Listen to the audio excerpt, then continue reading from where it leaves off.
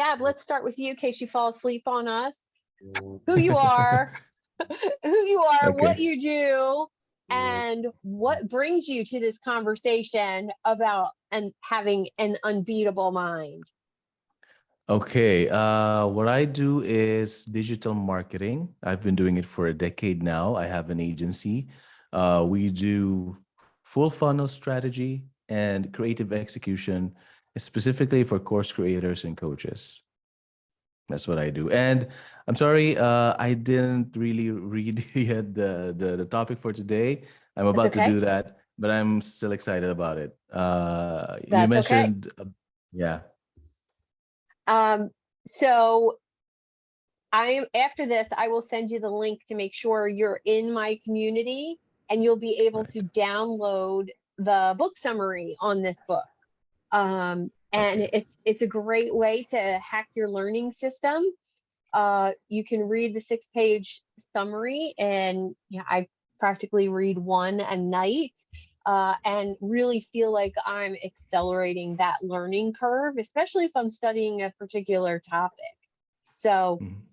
say I'm going to do a blog post, or if you're going to do a funnel for somebody in a specific niche, you could pull every book summary on that niche and really like accentuate the vocabulary and the learning really, really quickly. So I'll email you after this and I'll get you all set up. Appreciate that. Okay. Thank you. All right, Dave, welcome this morning. Hey, good morning, everybody. I'm Dave Summers. I'm a independent digital media producer. I help people show up better online with an emphasis on live and on-demand content. I help authors, thought leaders, C-suite level folks, and associations with their digital media stuff. Thanks. Yeah, thanks for being here. And again, Dave just reminded me, put your contact information in the chat. If you're not using these calls to connect with the other people, you should be. It's great connections on LinkedIn and within my community, so use it for that purpose. Lisa, welcome. Good morning. Good morning. My name is Lisa Prozo. I own a farm called Andean, Andean, Dawn Alpacas. I have been in business for a number of years, about 10 years, and finally meeting Suzanne to be able to hone the marketing. And I had retired about 8 months ago as well. So I have a lot more time to devote to that learning curve. Lots of facets of sales opportunities in the alpaca business. And I've been working at focusing and sorting things out to be able to compartmentalize a little of it. And so that I can, with each element, find the key customer for that. And yeah, I never would have thought about any of that direction and definition of things or defining of things unless I was in this group and working with Suzanne. How long has it been now, Suzanne? About 4 months, possibly? Yeah, about that. And as soon as your basics are done, you can see how we can use people in this community like Dave for honing your video content of your animals, people like Gab who does digital marketing and funnels. I know a lot, but I have these people in my network that know even more, which is amazing for entrepreneurs like you. So thanks for being here, everyone. Melissa, can you say hello, who you are, what you do? I sure can. Can you hear me okay? Yeah. Awesome. So I'm Melissa Henry. I'm the founder of Personal Brandography and Melissa Demple Photography. And women, coaches, consultants, speakers hire me to help them showcase and build their personal brands through brand strategy, first and foremost, and then through the brand photography after that. Awesome. Well, thanks for being here. I think you're going to love today's conversation. Yes. Hillary, say hello. Hello, I'm Hillary. I am a consultant for Arbonne, helping people flourish with sustainable, healthy living. And my goal is to help people do the next right thing whatever it is, maybe it's a conversation. So I want people to walk away feeling better after we've had a conversation. And I always feel that way with Suzanne. So I love being here. I love the book summaries. I am a huge book reader. And then I'm like, oh my gosh, I don't have enough time to read that book. And I'm in a couple book clubs. I have not read this one. I read the others on the plane. I printed them out and had them, which was amazing. So I'm looking forward to reading this one. Awesome. Well, thanks for being here. Nolan. Hey, how are you? Good. How are you? Not too bad. Had a pretty good week this week. That's good. So I started a business last week for helping out listing agents, like their clients improving their curb appeal. And I just got hired with Core Title as a business developer. So I'm selling title insurance, which is kind of fun. So Awesome. They kind of go hand in hand. I'll be pursuing the similar customers. Awesome. Well, welcome. And Charlie, good morning or afternoon. Afternoon. Hey, folks, it's always sunny in Philadelphia. Just remember. Yes, it is. Yes, And it is today. It is today. So I'm Charlie, and I help people like you figure out what's next. Not only figure it out, but how do you get it?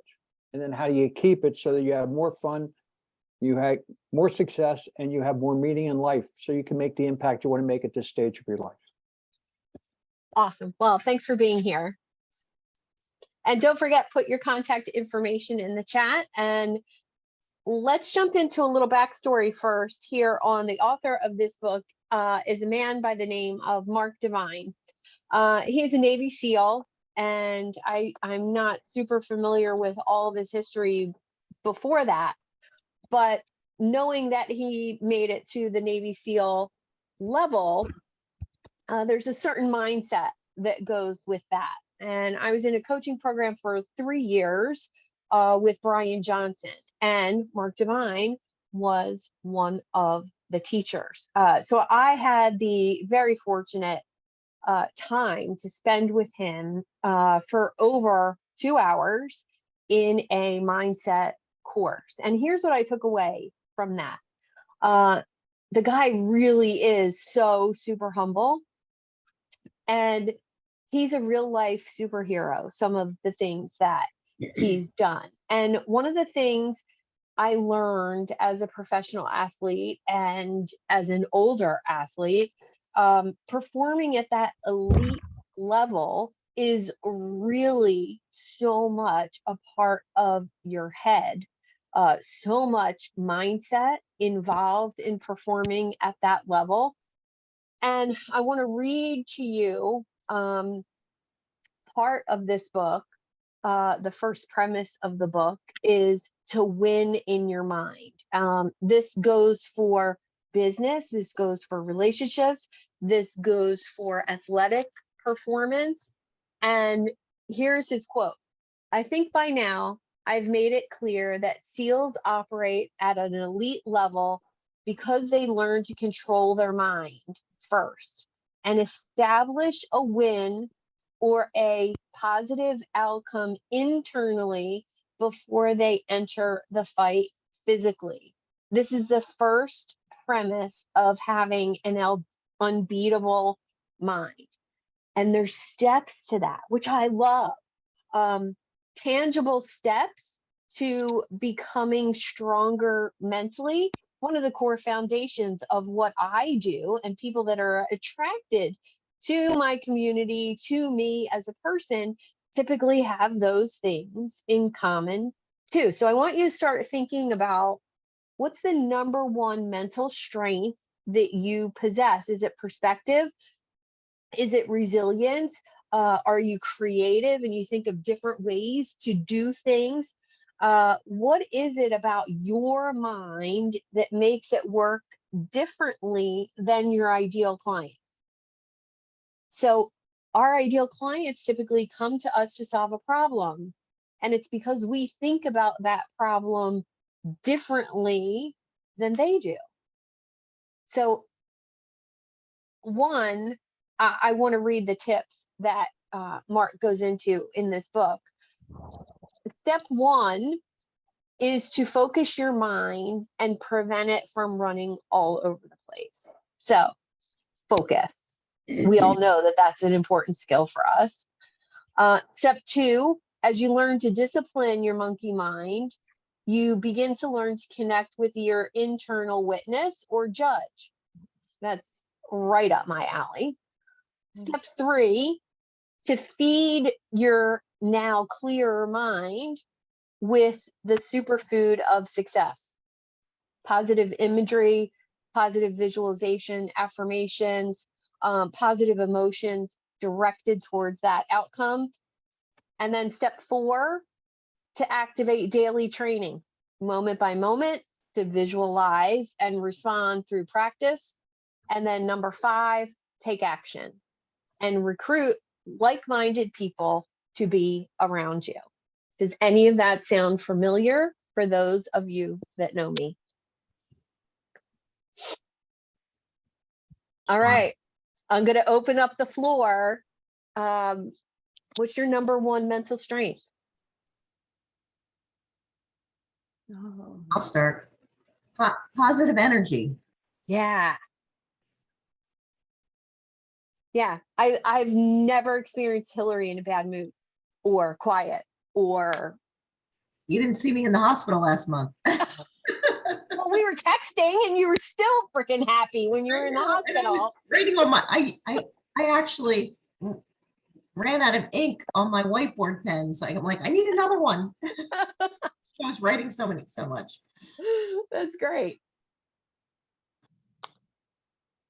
Yes, I can go next. Go ahead. So I was trying to figure out what like number one would be, but I think it's the combination of two that kind of works simultaneously or work in tandem.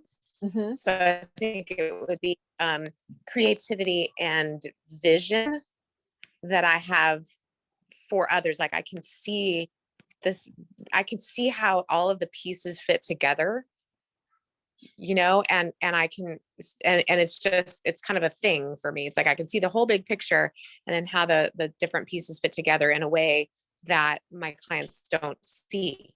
Mm. So I don't know what you call that, but I felt like it was kind of a combination of creativity and vision. I don't know. You should make Well, up a term for it so it's unique unto you. Oh, Come up Yeah. with some crazy I can do- term that nobody else will use, and then you'll own it. So it's Yeah. yours. oh yeah, great idea. I Great will- idea. I will say the word that came to my mind, seeing your recent photos of clients and the stories that you've been posting with them. They're fabulous, by the way. Thank you. Was story photography. Yes.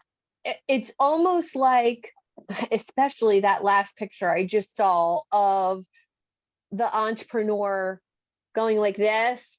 Yeah. And she's like, and that was such a me pose. So I really loved it. But I felt it was like I saw her personality because of the way that you photographed her. I loved it. Yeah. It's almost like photos that speak, photos that tell a story, something like that. Yeah. Mhm. I think so. That's what I get out of your pictures. Thank you.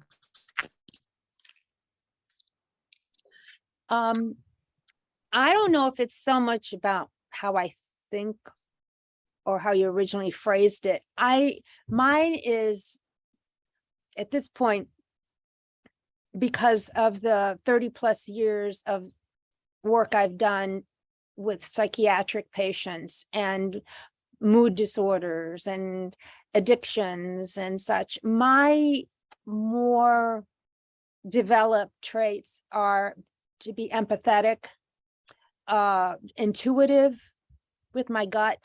And when, believe it or not, Suzanne, when I'm with my patients, I can quiet the negative and the judge, because I have learned to meet people where they are. And because if I didn't, I was useless. If I tried to help them direct the therapy with my judgments and my visions Mm. that I created, it never, that was early on, I learned that never took hold. Because Yeah. you have to know, you have to learn to let the patient, the person, teach you where they want to go. And if they believe that it's possible, I have to set all my things aside and all my doubts about their goal because of whatever their diagnoses are. I still have to support what their goals are. And so that in order to do all that, you have to be a listener. You have to quiet yourself and accept the other person unconditionally, which takes a lot of practice, but I had 30 years to accomplish that. And I left nursing because of in that area because I was getting burned out, and I was noticing that the energy that it requires to sustain that every day for multiple patients on my assignment, I was starting to lose what I felt was being effective. So I was having a burnout. And so, but that is basically my core self. And yeah, that's that superpower of empathy and compassion that, you know, being in that field brings. I'm thinking of an example where I didn't know how I would be able to help this particular patient at all. He was highly guarded. And one evening I just decided the TV room was empty except for himself and the TV. And I just went in and sat next to him. I didn't put a chair between us. I wanted him to know that, because I was a little anxious about being in his presence, but I didn't want him to pick up on that. So I just sat and eventually, and didn't say anything. And eventually I was able to quiet my interior self really, really a lot. And that's when he started to speak to me. And he led the conversation, led the input with his narrative. And the feeling that I got from that was, oh my gosh, it's what I am is working. And that What was, I am is working. That's really nice. So I think I'll just stop myself here because that's enough. That is so much more than enough. I love that.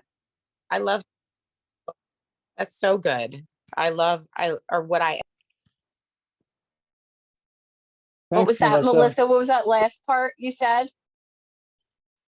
I said I loved that she said that, just like you pointed that out, where she said, what I am is working, because I think so many of us don't, like, we try sometimes to be something, someone else, do things that aren't in our zone of genius.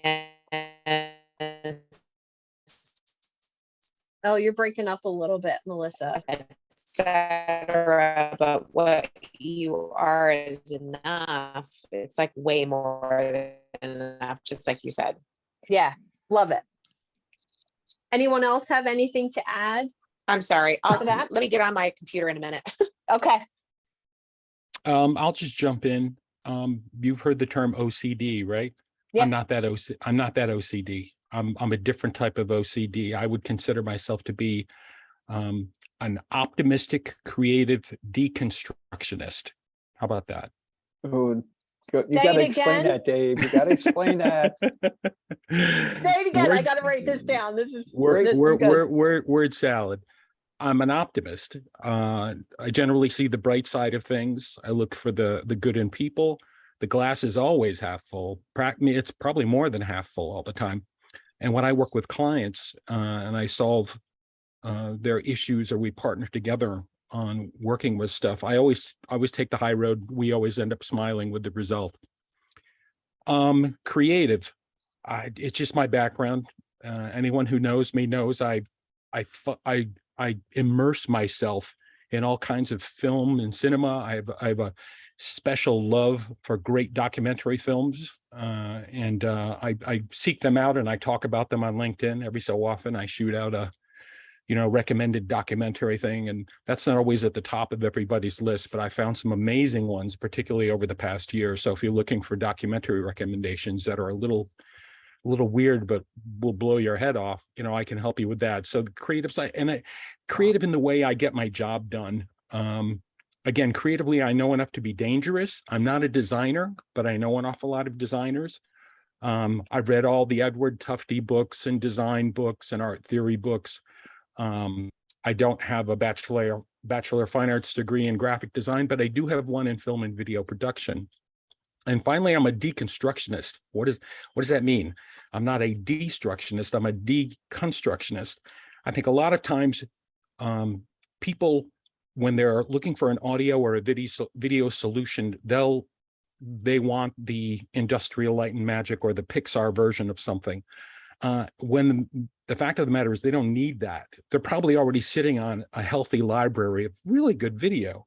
I mean, these phones these days take some ridiculously high quality video. And if you just prepare and do it the right way, what I do is I help people think through the video assets they already have, think about what they might need going forward, how to put on a better live show and weave that stuff together. And I try to help them be authentic, because again, I find too many people will spend an arm and a leg on a big, important, crazy computer generated video, and it doesn't ring true to what their website says they are, what their book says they are, what their referrals say they are. And you see this video and you're blown away, but where does the video fit? Where does this audio fit? So I work hard with my clients to make sure that what we deconstruct of maybe a bigger image works for them in a more authentic way. Well, I love that new definition of OCD. Well, you're welcome. Yeah, thank you. Thank you. And Dawn joined us. She's not on camera. Dawn, if you want to say hello, who you are, Hello. who you are and what you do. Hi there. I am new to this community and I'm enjoying everybody's contribution here.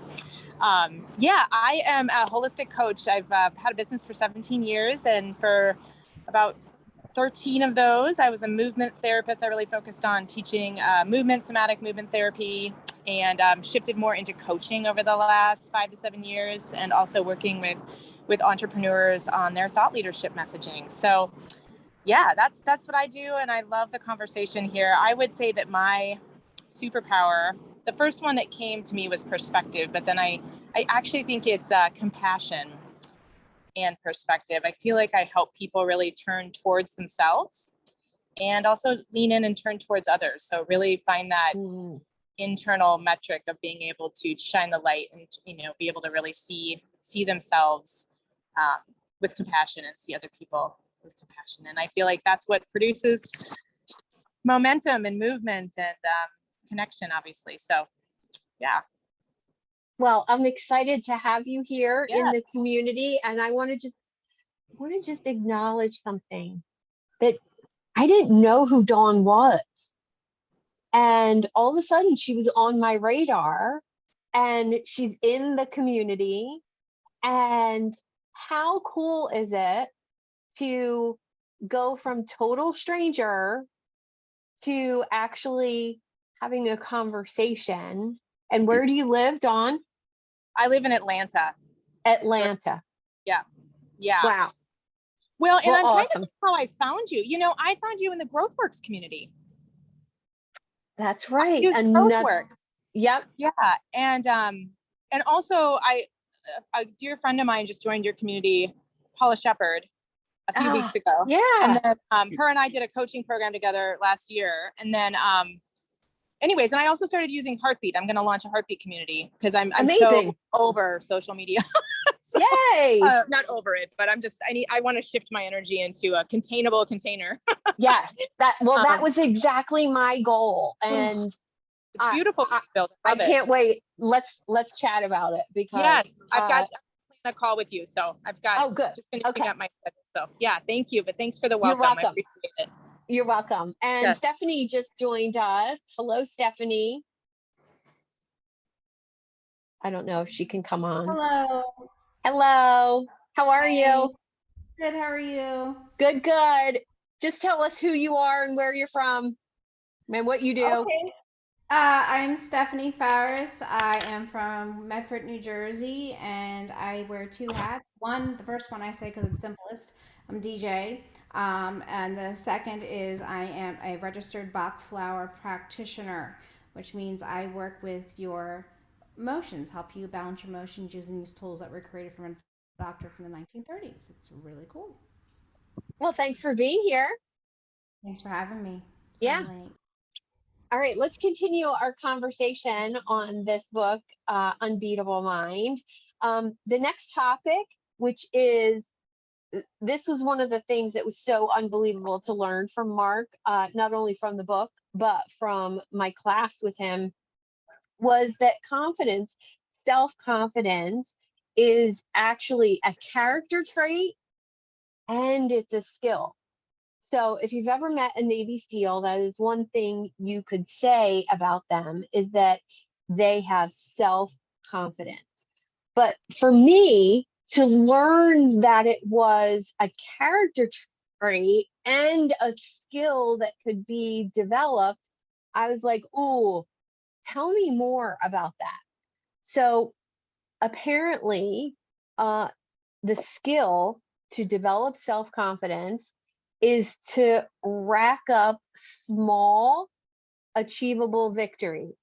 So as you do, especially as an entrepreneur, as you start to make forward momentum in your business and you celebrate those little victories on the way to your biggest and best goals, you actually get more confident, and it's scientifically proven. So imagine being able to rebuild failures and setbacks because you learn lessons. You find the silver lining in those mess ups.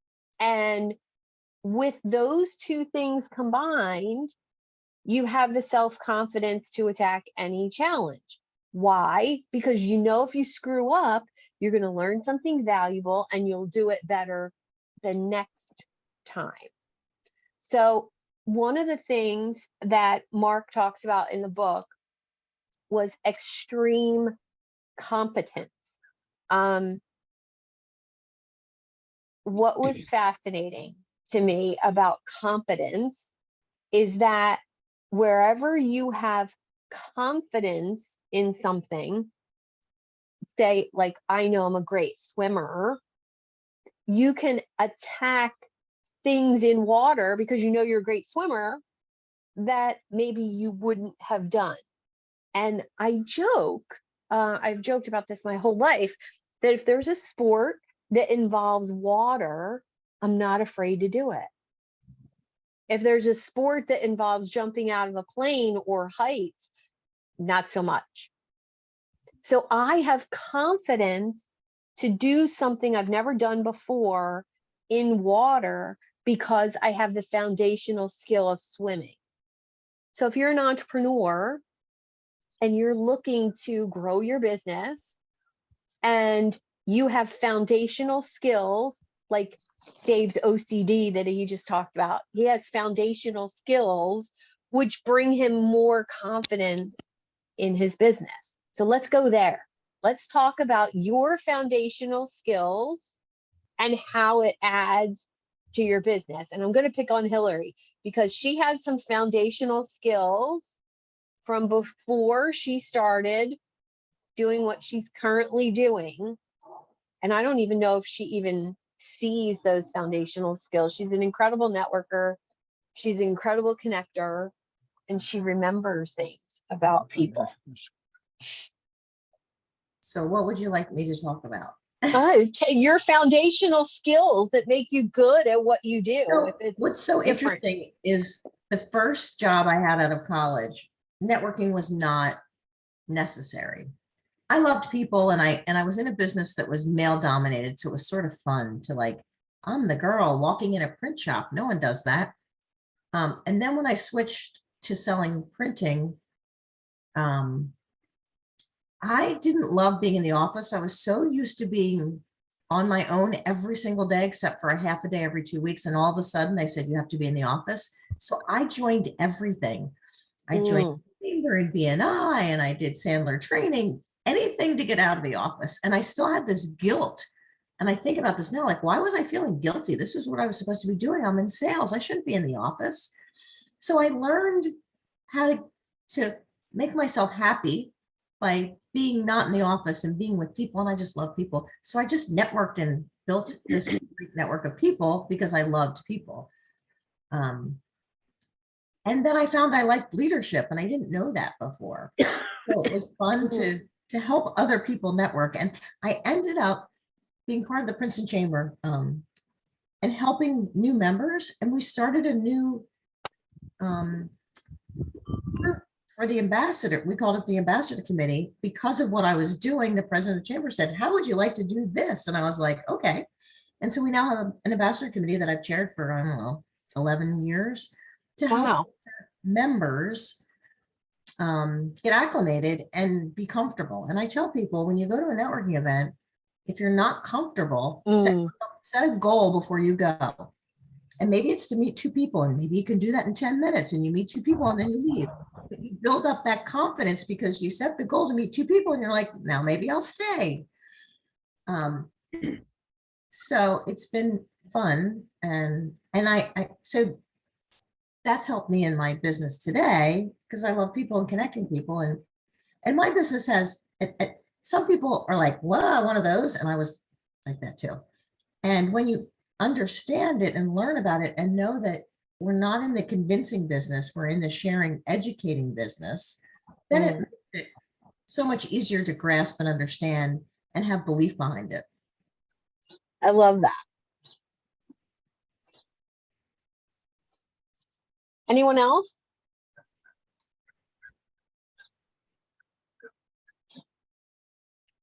Go ahead, Charlie.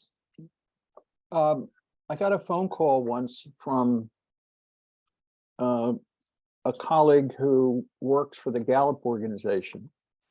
And she was calling me back with feedback on my top 5 strengths, the things that are foundational to my success. Charlie, are you sitting down? I said, yes. She said, Charlie, if I told you you're 1 in a million, how would you feel? I said, wow, that's fantastic. Charlie, I'm sorry to tell you, you're not 1 in a million. You're 1 in 12 million.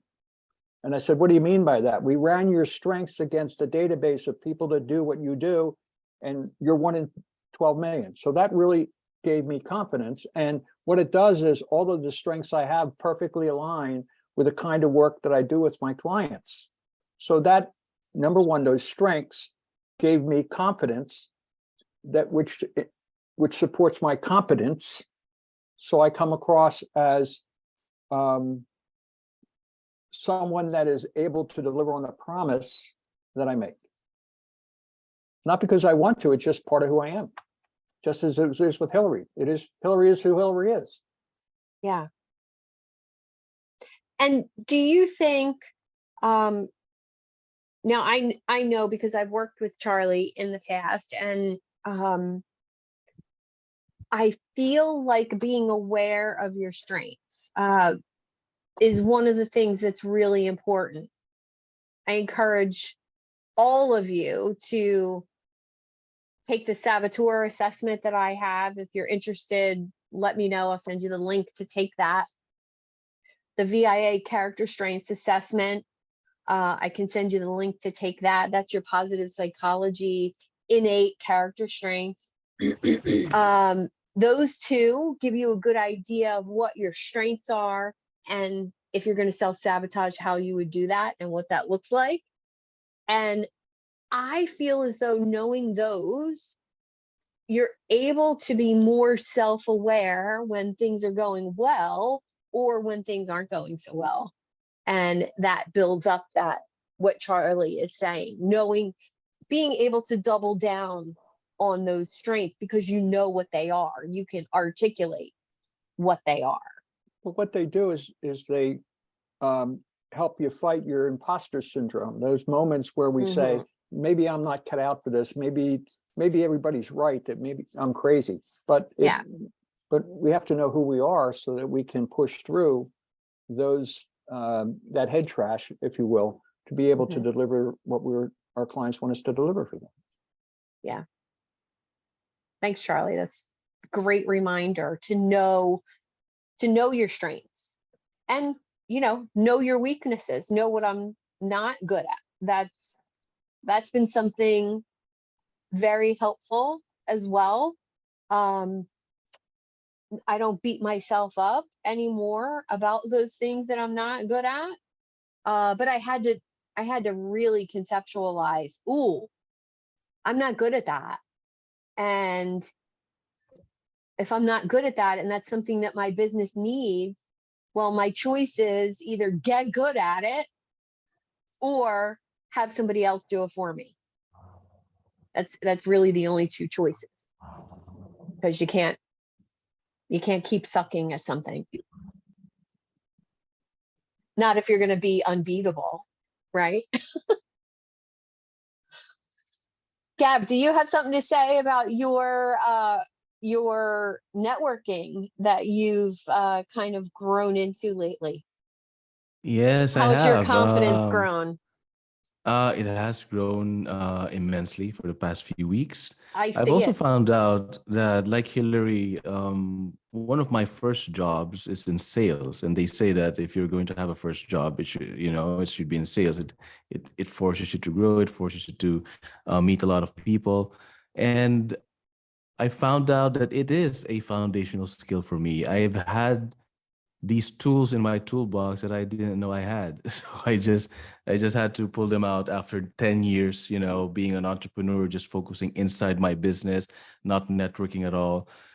I've had these tools from the past that I was able to pull out, and now I am able to use them and be more confident in talking to new people.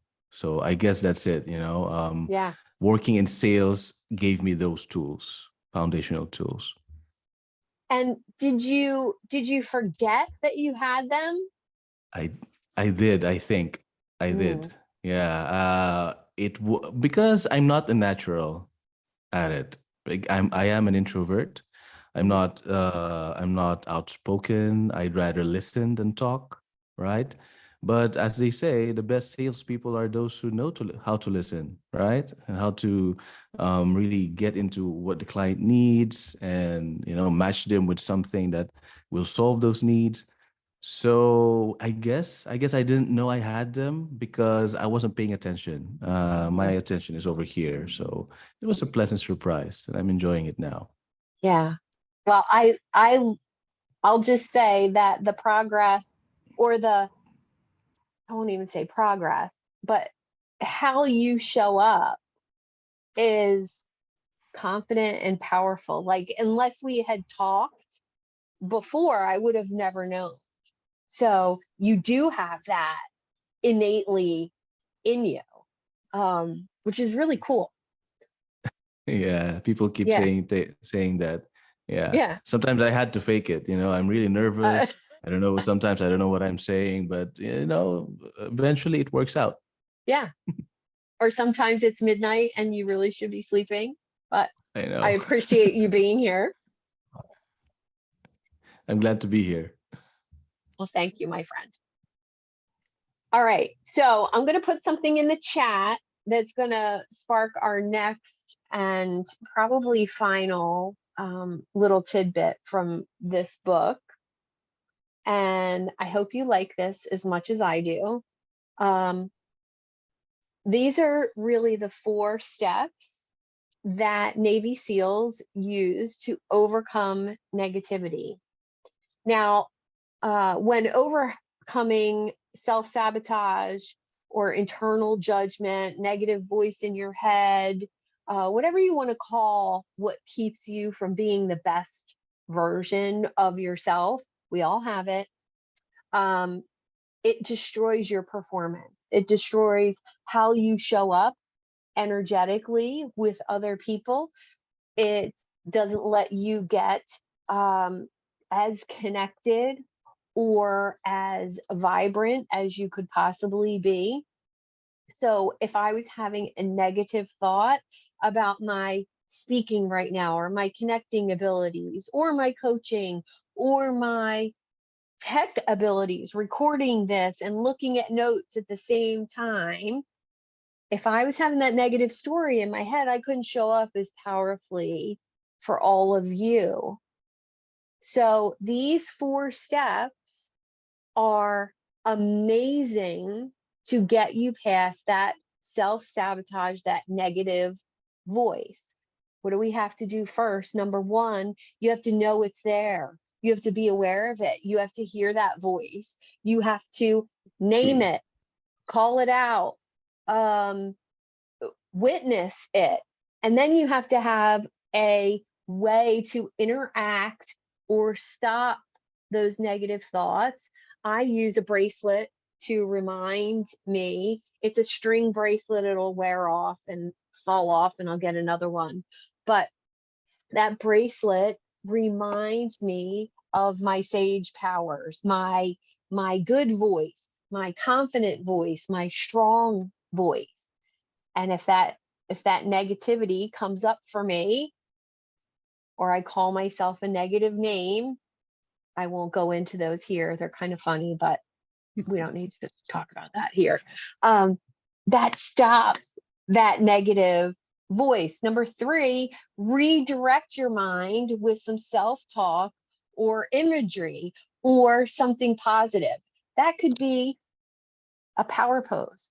That could be a mantra. That could be an affirmation. That could be remembering who the F you are. I read that all the time from people. Remember who you are. Remember who the F you are. Remember who you are. Remember how much you've done to get here. And then number 4, maintain your new mental state with a jingle or a mantra. What do you say to yourself before you get on a networking call? What do you say? Let's share that. What do you say to yourself before you get on with a prospective client for a sales conversation? What do you say before you hit start on the Zoom? Go ahead, Melissa. I say, I got this. I got this. I got this. Nice. Go ahead, Gab. I'm here to help this person make the best business decision. That's it. I'm Love here it. to help. Yeah. Love it. Charlie? I give the negative thought a name, Mm, and then I create a persona that's going to come in and take that over, so that the positive persona appears. So I'm Love that positive persona before I go into the situation. love it. And I got that concept from a guy named Todd Herman. Some of you may have heard of him. He's got a book called The Alter Ego Effect, which I would recommend to everybody. And it's gives you some techniques very similar to this one, Mm-hmm. Suzanne. And it was funny, I was reading the book and I was going to a conference at the same time. And I can remember talking to somebody and they say, excuse me, I have to go talk to my coach. And I said, oh, really? Who's your coach? She said, Todd Herman. It's a small world. So I listened to the universe and it says, pay attention to this. This guy's important. Yeah. So Yeah. Well, that's how I felt. I've always felt very connected to that Navy SEAL mindset.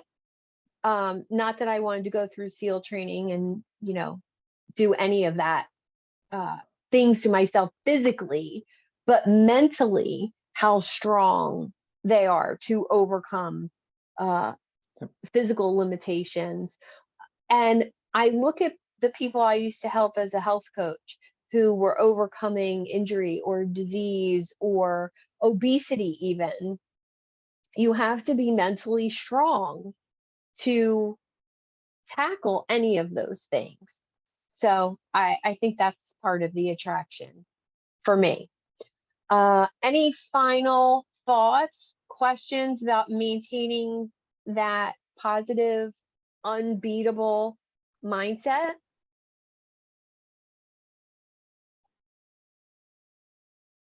All right, I want to leave you with concentration. Concentration and focus is an entrepreneur's #1 asset. Concentration and focus can only be accomplished if you're not stuck in negativity or self-sabotage. So I'll leave you with this. Concentration is deep, long, unbroken, inspired concentration. It's the hallmark skill of super successful people. And yet the only way to improve concentration is through concentration. So listen to that for a second. If you can really concentrate with enough depth that all distractions are eliminated, that is the #1 entrepreneurial skill. And I didn't realize that until I read a book about digital minimalism, which we talked about a couple weeks ago. So concentration comes from being able to put distractions aside, or does concentration come because you're concentrating and distractions become irrelevant? Yeah. Does concentration make the distractions go away, or making the distractions go away makes you concentrate? I'm not sure, but I know concentration is key. What things would you recommend to help with concentration? Like I have my things I do, and I'm not sure, like I'm hoping they're helping, and I continue to do them, like meditation and tapping. Yes. And like before getting on a meeting, in fact, I do this with meetings I run. I have everybody sit and feel their seat, feel their feet, just to be within their bodies so that they can have common intention. And I think that helps. But what do you recommend? Because we are all looking to do that, right? Like that's Yeah. I mean, truly, for me, it was about gaining control of that voice in my head telling me what to do or what to look, pick up your phone. Oh, what's that? Oh, there's somebody walking by with a dog. Like, first I had to be aware of that voice. So that awareness piece is possibly for an hour writing down every thought that comes into your head. Oh, there's a dog. Oh, what's that? Oh, this business card. Oh, my phone. Oh, I'm hungry. Oh, I have to go to the bathroom. And literally watching how your brain goes all over the place. So first notice, and then practice concentration. Practice bringing your mind back to, could be as simple as a pencil, could be as simple as putting your hands together and feeling your hands, noticing closing your eyes, so block out the other senses, and just feeling your hands. And every time your brain goes to the sky is blue, the bird is chirping, bring it back to the hands. And that's practicing concentration on your hands. And then it becomes easier to concentrate on the work you're doing. Okay, I was wondering, Suzanne, about that with this PQ stuff, the anchoring part, and label where you're anchoring, but then when your thought strays, label where it strayed to. What you just said made that clear. Shirzad, oh, nice. Okay. Shirzad brings that as an exercise, but I never understood the labeling, the thing that's on the napkin, and I didn't get what the part that, of course, there's the anchor by definition is an anchor, but I didn't know how to connect the dots with labeling the distraction. I was thinking, well, is that my new anchor, or is that, how does that fit in? I don't, yeah. So that what you just said now makes sense when I'm taking Oh, my good. walk and my anchor is feeling my feet on the concrete pavement and feeling the pavement and what the sensations it brings to my feet. But then the car goes by, and so that's going to distract me. So I think, okay, car, but then I go back to my feet. But I wasn't ever sure about why bother labeling the car. What's the point? Because if we don't label it, we don't know we're doing it. So it helps you practice being that conscious observer of what you're thinking about. And that's the first step in driving the bus. Gotcha. Any thoughts on that?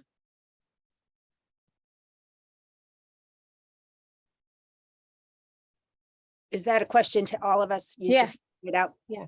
Okay. Go ahead, Steph. You know, I have a different approach a little bit. I mean, I do believe, and I do, this technique does work. I do believe that, you know, you pay attention, you name it. I also believe in trying to relax the mind as well as you're trying to concentrate, because when you focus, sometimes you focus and you don't want to focus to the point where you're tightening the muscle. Is that making so there's a concentration, but there's a concentration where it's lighter. Do you know what I mean? Because when I think of concentration, I automatically go, oh my God, concentrate. But concentrate, you know, there's a different, right? Is there a different feeling, you know? And for me, I like to use, as I was saying, do the Bach flower essences. So for me, there's clematis, which is for focus, which I like to use before a meeting. Walnut for grounding ourselves, because that also helps with the practice that you were also doing, with grounding. And then white chestnut, the thoughts go over and over in our heads. So those are the things that I do along with the technique that, you know. Yeah. So you're bringing in those holistic things to help concentration. Yes. I drink more coffee to help with. Stephanie, but also Shirzad says everybody's going to stray. Their concentration is never, you're not going to be 100%. He teaches, don't beat yourself up. Just gently bring yourself back. Not like oh shit, I'm off my focus. Oh, damn. Oh, you know, there's no blaming. There's no judgment. It's just noticing and then gently coming back. And those words and his voice when he explains it, very soothing bridge from this is where my focus is here, but then oh shucks, I'm over here, but don't say oh shit or whatever. Just okay, fine, here I am. Now we're just going to quietly, calmly come back, and then and that's okay. And you know, even when we do the PQ, the gym and the what is these things called when you get your muscle but you can go, we can do the gym on our own, coming up with our own things. I used to say, okay, as he said, now you get 3 points or whatever for each minute. And I used to say, okay, well, I know I did it for 10 minutes, but I strayed too far away. So I'm not going to go for 10 minutes on my points that I'm giving myself. I'm only going to go for 6 minutes but I don't have to penalize myself. It's just, I just give myself the full 10 minutes of value and let that be. That's where I was at that time in my ability and my growth. So, but there definitely is more than one way to do this. And he acknowledges it too. He says, this won't be for everybody, but it's an option that versus you're not always able to do 30 minutes of meditation. This is available for people who, if they need to do something quick on the job at work. Right. It's an option. He says there are many ways to get. Right. What Lisa is talking about is a program that I offer to my clients in conjunction with Sharzad Charmaine, who developed a method of quieting your saboteurs and encouraging your sages. And it's done through this practice of PQ, positive quotient, positive intelligence repetition. And he has a couple different methods of doing that, one of which I just showed you is, you know, coming back to present moment by touching your own hands. So that's what she's talking about, the PQ reps. And the last thing I want to recommend to all of you for your concentration and focus is to combine your practice of focus and concentration with movement. Lisa said she does it while walking. Any type of movement when you're practicing your brain's concentration or focus actually increases dopamine and increases serotonin production.